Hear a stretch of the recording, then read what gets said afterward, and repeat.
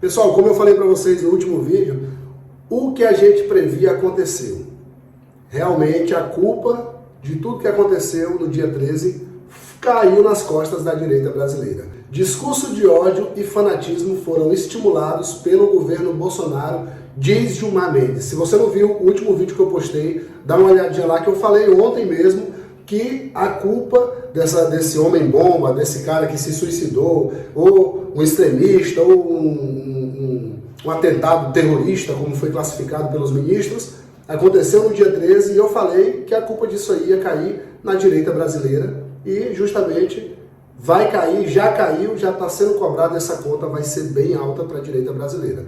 Discurso de ódio e fanatismo foram estimulados pelo governo Bolsonaro, diz Gilmar Mendes. Durante uma sessão no plenário, o decano do STF comentou as explosões na Praça dos Três Poderes que terminaram com um homem morto. O ministro Gilmar Mendes do Supremo Tribunal Federal comentou nesta quinta-feira, 14, as explosões na Praça dos Três Poderes, em Brasília, na noite de ontem. De acordo com Mendes, o ato está associado ao 8 de janeiro.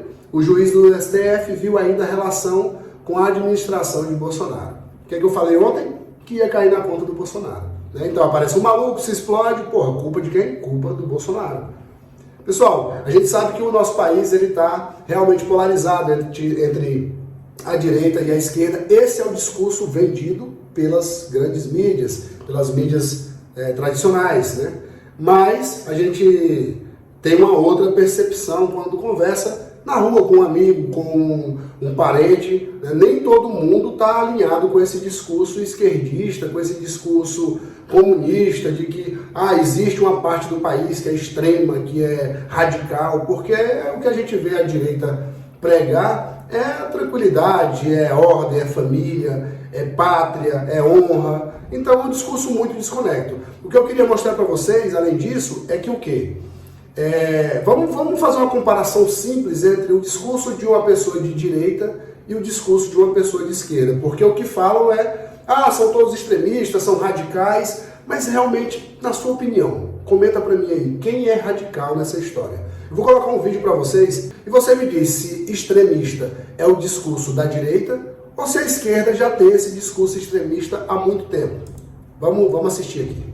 Qual é a sua opinião sobre o bagulho do fim da escala 6x1? Gente, a minha opinião é que eu acho que a população tá muito mole, tá bom? Por muito menos, a gente teria quebrado o banco, botado fogo em ônibus, sequestrado deputado. Eu queria tanto sequestrar um deputado do PL. Porque ninguém se organiza. Porra, cara, se a gente se organizasse direitinho, entendeu? Nós botou os caras lá, nós pode ir lá buscar, botar na mala do carro e, mano, dar um rolê com eles. Fuzil na cabeça e a porra toda. Se você não assinar a favor dessa merda, você morre. Gente, cadê a anarquia? Cadê os comunistas? Assim, amigos, já passou da hora. Já passou da hora da gente pegar esses políticos, esses deputados, a porra toda, senador, o caralho a quatro que tá montando aqui no nosso lombo, entendeu? Ganhando sei lá quantos R$1.000 por mês pra trabalhar só 3 dias na semana, pegar toda essa galera, amarrar em praça pública e botar fogo. Então, pessoal, o que ela falou ali, cadê a anarquia? Cadê o comunismo? Beleza, tem investigação sobre isso? Quem é essa mulher? Ela vai ser investigada? É uma extremista? É uma radical? Ela falou em sequestrar um deputado federal do partido do PL. Então, qual a diferença entre os discursos de ódio aí? Na sua opinião, comenta aqui, que eu quero muito saber a sua opinião. Comenta aí. O discurso da direita e o discurso da esquerda. Por muito menos, eles já teriam tocado fogo em ônibus, sequestrado o deputado. Então, enfim, isso aí ela está falando sobre a escala 6x1, que é uma coisa que a gente já vai comentar nesse canal bem a fundo sobre as implicações que teriam se caso isso viesse a ser aprovado no nosso país. O Tomé comentou que isso é um crime. Uma militante de esquerda falou que tem vontade de sequestrar deputado da direita. Eu, como parlamentar, vou tomar as medidas necessárias contra essa ameaça absurda. Essa turma é intolerante e raivosa. Inacreditável. Então, pessoal, a gente já está acostumado a ver esse discurso da direita, esse discurso da esquerda, perdão. eles não conseguem conversar, eles não conseguem argumentar, eles não conseguem te dar um norte do pensamento deles. É o que eles querem, é o que eles pensam e pronto. Não tem muita discussão. Se você é do contra, você tem que ser cancelado, você tem que ser morto, você tem que ser sequestrado. Né? Quantas vezes a gente viu quando o Bolsonaro era presidente, as pessoas fazerem vídeo assassinando o Bolsonaro, pessoas chutando a cabeça do Bolsonaro, e nem por isso ninguém foi preso, ninguém foi censurado, rede social nenhuma foi banida.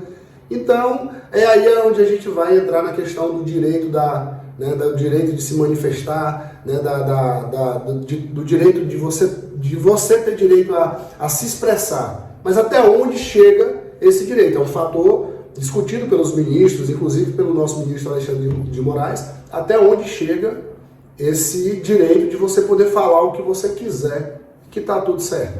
Enquanto você não fizer, não tem problema, se você estiver só falando. Existe hoje, né, mecanismos nas leis brasileiras para coibir esse tipo de coisa. Você pode processar uma pessoa por calúnia, por defamação, por injúria. Então isso já está dentro do nosso ordenamento jurídico.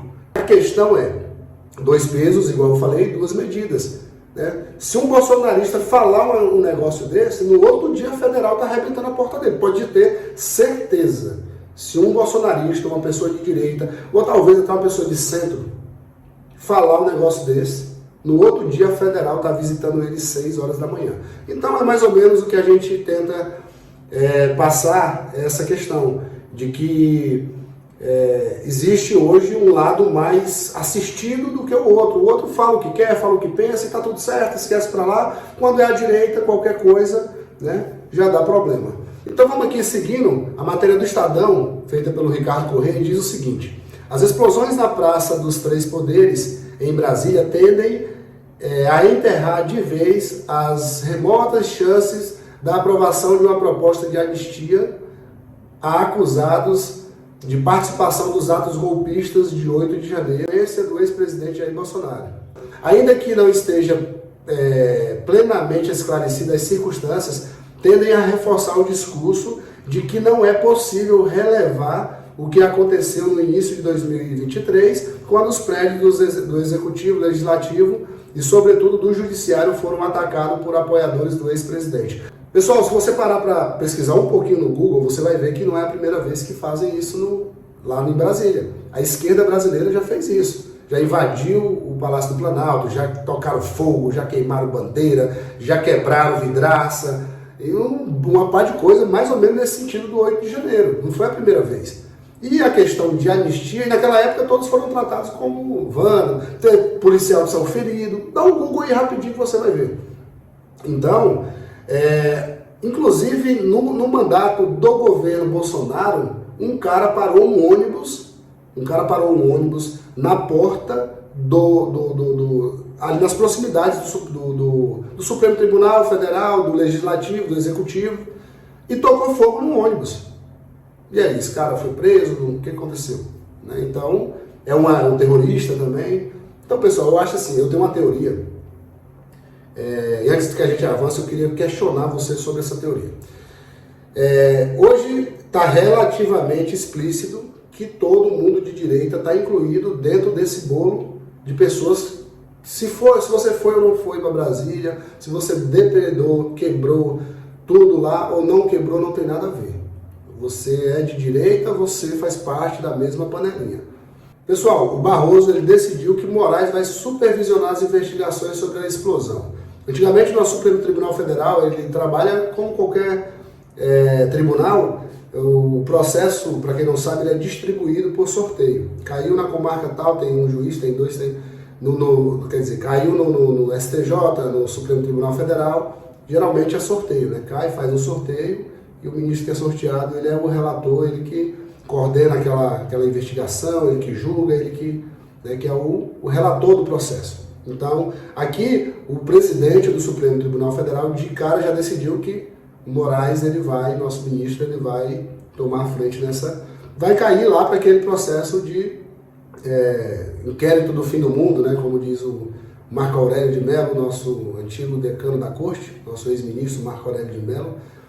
O presidente do STF, Luiz Roberto Barroso, reconheceu a prevenção do ministro Alexandre de Moraes nos atos do inquérito dos atos antidemocráticos e decidiu que ele vai supervisionar as investigações abertas sobre o atentado cometido nesta quarta-feira com artefatos explosivos na Praça dos Três Poderes. A distribuição de uma ação por prevenção a um ministro do tribunal e não por sorteio ocorre quando ele já investiga caso que possuem ligações diretas com o novo processo. De acordo com a Polícia Federal, o ataque do homem-bomba parece ter relação com os atos golpistas de 8 de janeiro de 2023, em investigação no Supremo. Então, pessoal, parece que tem relação, mas não foi ainda, não tem nenhum inquérito. A Polícia do Distrito Federal diz que foi um fato isolado, que o cara se suicidou. Já o Planalto trata isso como um ataque terrorista. Tanto o ministro Barroso quanto os ministros em si, né, o STF em si, quanto o Planalto trata como um ataque terrorista. Então já está dito ali que ele já disse que faz parte, não teve a investigação para concluir se realmente esse cara tem ligação com o 8 de janeiro, ele estava em acampamentos. Eu acho que tem toda essa investigação a ser feita.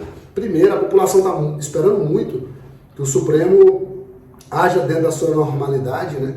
Porque do lado de cá tem muitos leigos, então a gente está acostumado a ver o Supremo ou a não ver o Supremo. E quando a gente começa a ver demais um poder tão importante no país aparecer demais dessa maneira, um poder que geralmente trabalha, né, à sombra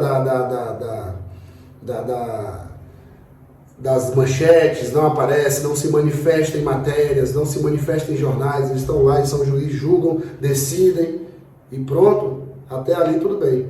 Agora a gente está vendo muita coisa aí, ministro falando, já fala antes do julgamento, não precisa mais nem julgar, porque a gente já sabe qual é a decisão. A culpa dos bolsonaristas, mete o pau em todo mundo aí, foda-se, entendeu?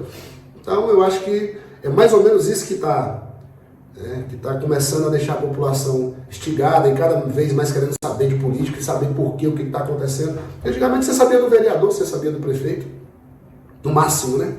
Se perguntasse o nome de um deputado federal para uma pessoa 3 meses depois da eleição, o cara nem sabia quem porra era deputado federal, quem era senador. O cara senador? Me responde aí se você sabe o nome do senador do seu estado. Comenta aí o nome do senador do seu estado. Acho que você vai dar um Google aí para poder comentar, entendeu? Muita gente vai ter que dar um Google.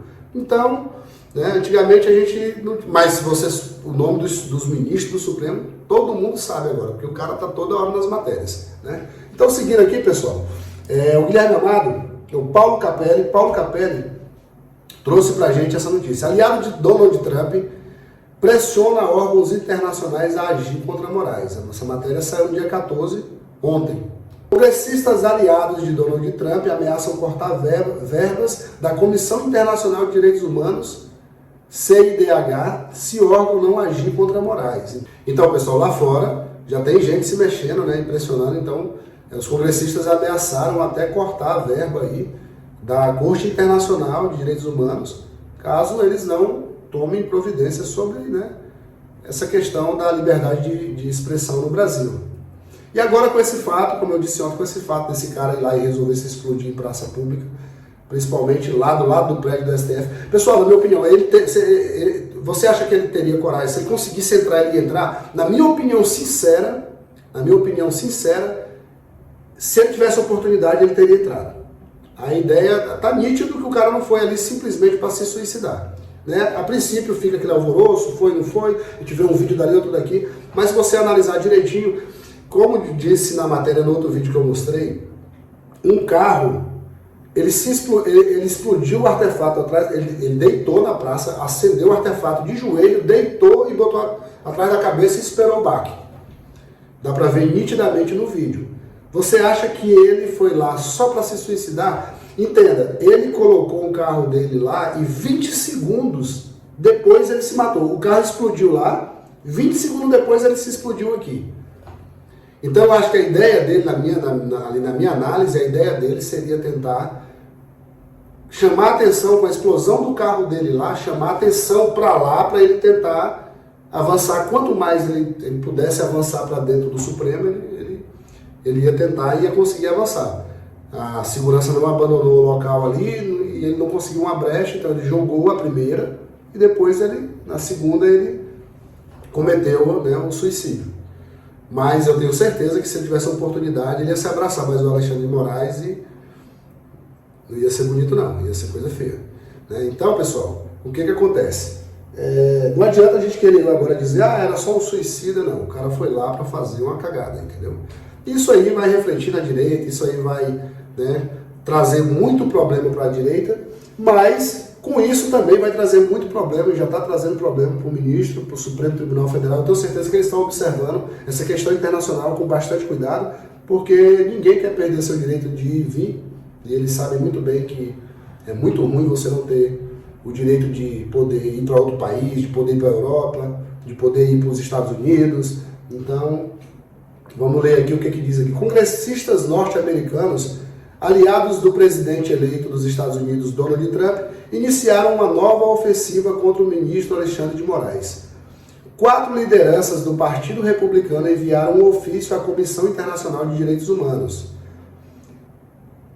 E, empoderados com a mudança na Casa Branca, ameaçaram cortar verbas do órgão internacional caso não tenham ação contra o magistrado. Então, os caras já sabem que o Donald Trump vai assumir em janeiro, e eles já mandaram um ofício lá dizendo, ou vocês dão uma olhada lá no Brasil, no que está pegando, ou então a gente vai cortar a verba aí. Quando mexe no bolso, meu amigo, mexeu no bolso, enquanto tá só no mimimi, fala lá, manda ele dizer, manda ele dar uma olhadinha lá, moço, manda ele liberar lá o Twitter do Elon Musk, entendeu?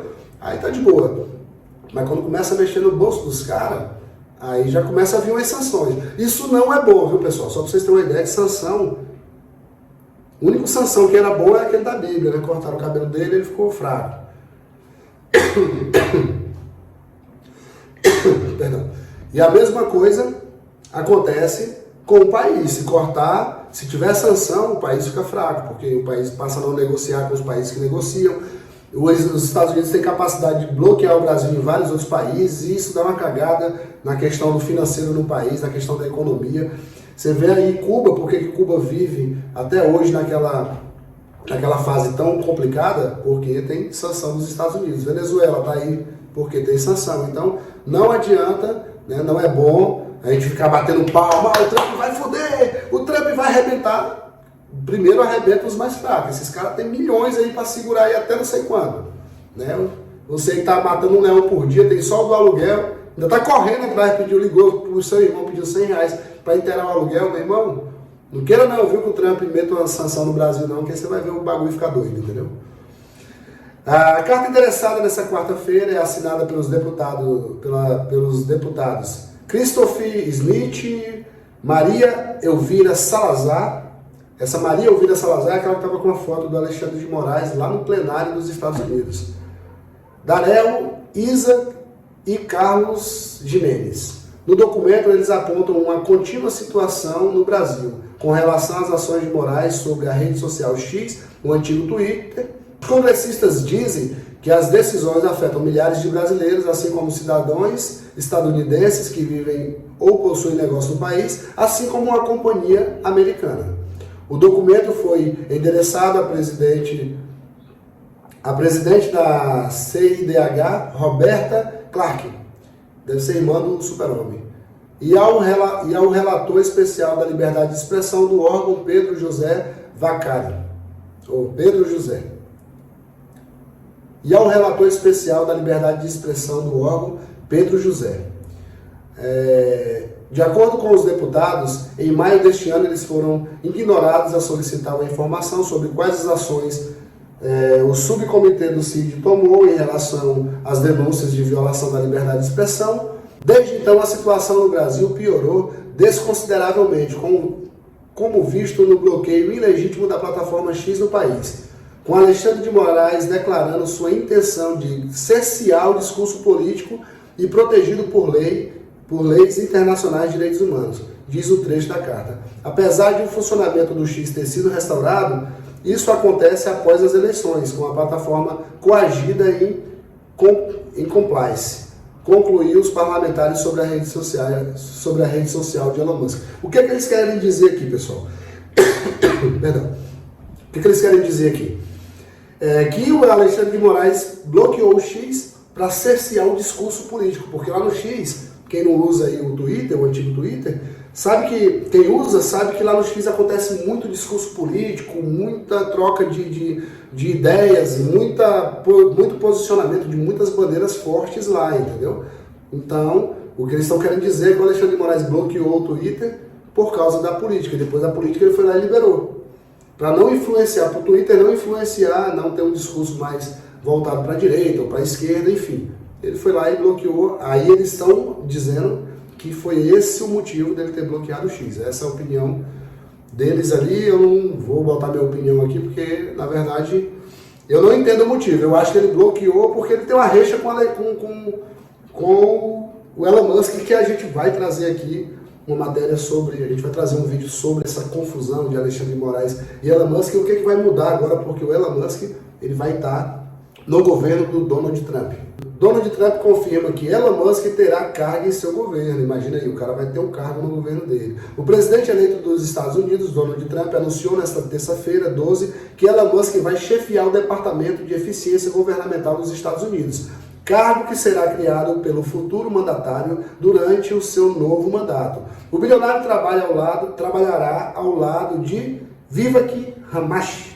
Acho que é assim que fala. Em inglês eu sou uma bosta. Durante a campanha na qual Musk foi um dos principais doadores de Trump, o republicano prometeu que daria ao dono da Tesla um cargo na gestão se fosse eleito. O futuro governante afirmou que o apoiador vai trabalhar para desmantelar a burocracia governamental, cortar regulamentações excessivas, cortar gastos desnecessários e restaurar as agências federais. Cara, já imaginou o Elon Musk cortando gasto, cuidando de toda essa gestão aqui? Cara, o cara fez o foguete da ré, pô. Cortou até muito trecho motivacional dos coaches. Bora pra cima, que foguete não tem ré. E agora, pô? Hã? Então, pô, esse cara mudou o mundo, pô. Botou o foguete pra... Tu já pensou que tu viveu pra ver um foguete da ré? Então, o cara não é sozinho, não. Tendo em vista essa questão de que o Elon Musk vai trabalhar lá com o Trump, e ele já tem essa treta com o Alexandre de Moraes, todo mundo falou, pô, o Elon Musk arregou, tal, ele pagou as multas, e o Twitter voltou, ele calou a boca, o Moraes botou ele no bolso. Será que ele já não estava... Será que esse cara não é inteligente? Será que ele não sabia já tinha tudo calculado ali que o Donald Trump ia ganhar, ele estava apoiando o cara financeiramente, agora já está dentro do governo, e agora? Ele vai bater, tu não vai bater de frente mais com simplesmente o homem mais rico do mundo. Tu vai bater com o homem mais rico do mundo, que trabalha com o presidente mais poderoso do mundo. O bagulho vai ficar mais doido, entendeu? E isso aí, quem pode sair prejudicado não é o Supremo Tribunal Federal.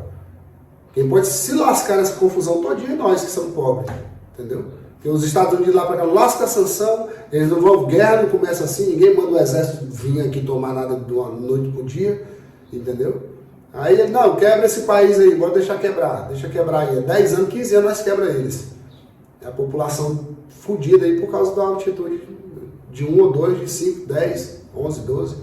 Então, pessoal, era isso que eu tinha para falar com vocês hoje. Eu espero que vocês tenham gostado aí da matéria, tenham gostado aí do nosso vídeo. E se você gostou, deixa aí seu comentário, comenta aí, dê sua opinião, deixa seu like também, beleza? Se inscreve no canal, o canal é novo. Eu estou fazendo aqui esse vídeo porque eu adoro política, eu adoro participar da gestão, de dar minha opinião sobre os rumos que o meu país vai tomar. Eu tenho filho, né? Eu tenho 1, 2, 3... É melhor nem comentar quantos são aqui nesse vídeo, depois mais pra frente eu conto para vocês quantos são. Então por isso eu me preocupo muito com que destino o nosso país está tomando, quais são as consequências de tudo isso que está acontecendo na política, não só para mim, mas também para o futuro dos meus filhos.